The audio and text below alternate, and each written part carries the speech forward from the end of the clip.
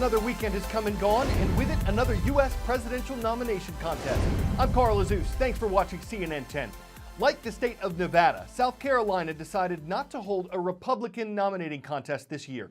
All the GOP delegates in those states are expected to be set aside for the incumbent Republican president, Donald Trump. But South Carolina did hold a Democratic primary on Saturday, and former Vice President Joe Biden won his first victory. He got just over 48% of the vote.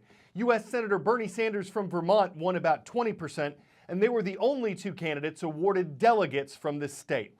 That's really what these races are all about. Whoever wins a majority of a party's delegates in these primaries and caucuses is likely to become that party's nominee for president. After South Carolina, Senator Sanders leads overall with 56 delegates. Former Vice President Biden is in second place with 51.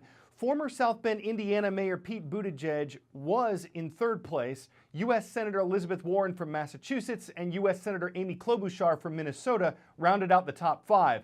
But last night, Buttigieg became one of the two Democrats who suspended their campaigns after the South Carolina primary. This means they're no longer in the race.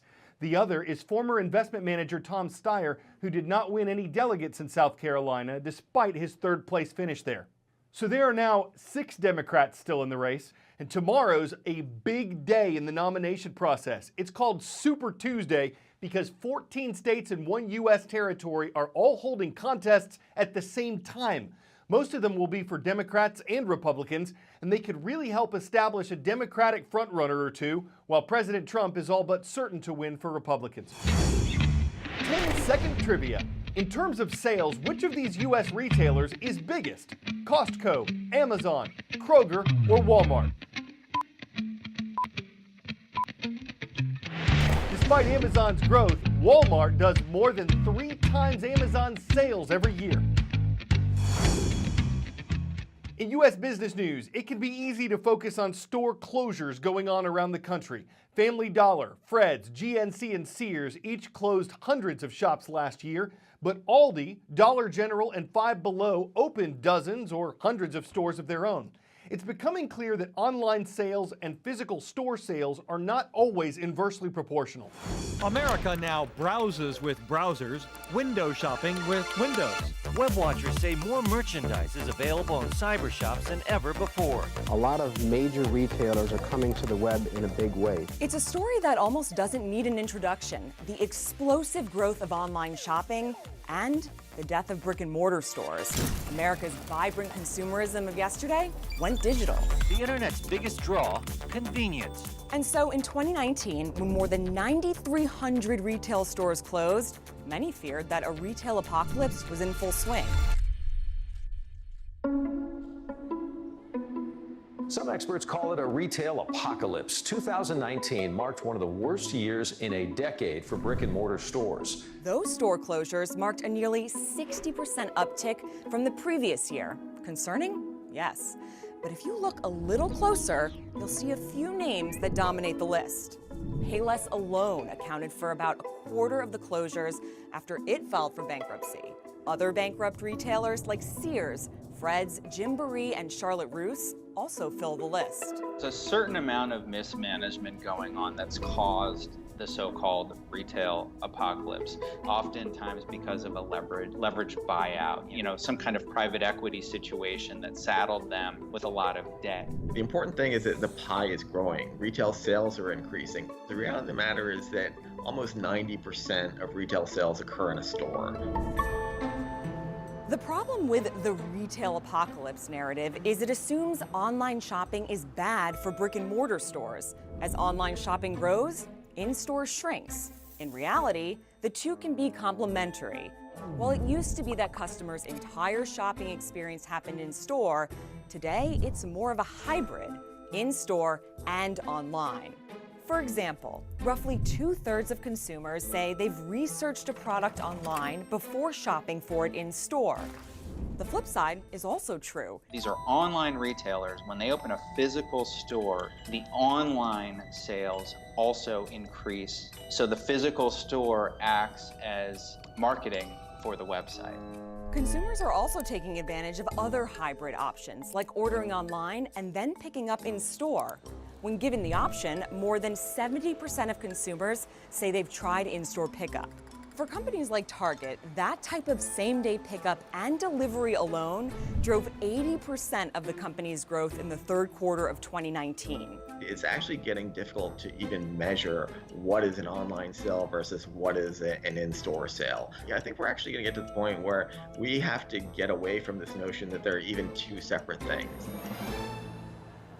It's not just the Targets and Walmarts of retail that are taking advantage of brick-and-mortar stores. Once online-only companies like Warby Parker, Everlane, Casper, Allbirds, Zappos, and even Amazon have seen the advantage of opening physical stores. There are now 1,700 stores that have been opened by these digitally native brands. Many of them said, we're never going to open stores. We just want to sell online. And now they are. They're opening stores because it's the cheapest and easiest way for them to acquire new customers and increase their market share. As consumers, we still want to touch and try stuff on in store before buying it. Get an item fast without paying for shipping and expedite returns. Conveniences we can't get online. So we have this idea that everything's shifting online, and to a certain extent it is, but the physical stores are still vastly important. And you're seeing a fundamental change, in the role of the store. It's happening slowly, but the store isn't just about transactions anymore. It's about creating customer engagement and brand building and fulfillment. The store of tomorrow is going to look and feel a lot different than the store of yesterday.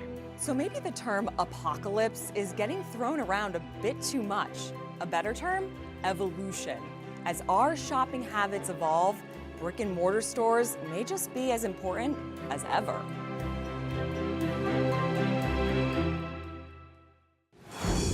Vertical farming, growing crops indoors, often without soil, is not a new way to cultivate food. It's been around since the early 1900s, though its popularity is growing, get it? Critics have a number of concerns about its high cost of setting up, its dependence on technology and electricity, and there's debate over whether it can be called organic. When it works...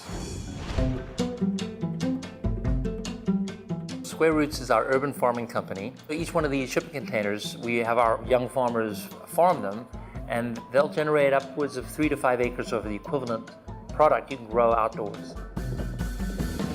We started in Brooklyn, in a tougher part of Brooklyn, in fact, Jay-Z's old neighborhood where he grew up. And what we've done is we've put a campus of small farms on a parking lot.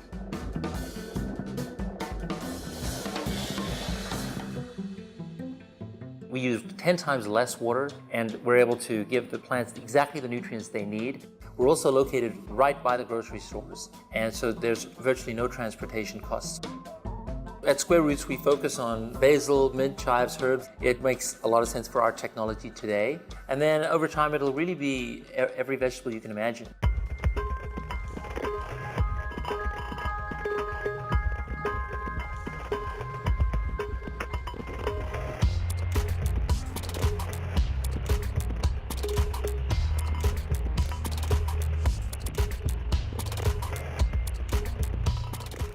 It's important for us to design something that could work on Mars, with that in the back of our mind.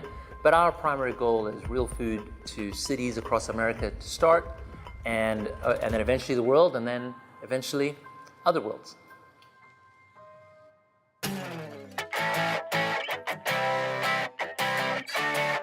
On the New Jersey shore in the city of Margate, there's been an elephantine presence since 1881. First, what's known as Lucy the Elephant was a restaurant and hotel. Then it became a vacation home and eventually a National Historic Landmark. Now, as a way to raise awareness and money for Lucy's preservation, it'll be available once again as a hotel, an Airbnb rental for 3 nights only. The price, $138 a night in honor of Lucy's age. It opens the Margate to history buffs who will be very Victoria interested in Lucy's elephantastic pedigree. They'll be up to the task of telling her tale to anyone who will lend an ear when they trumpet their account of a really good trunk show.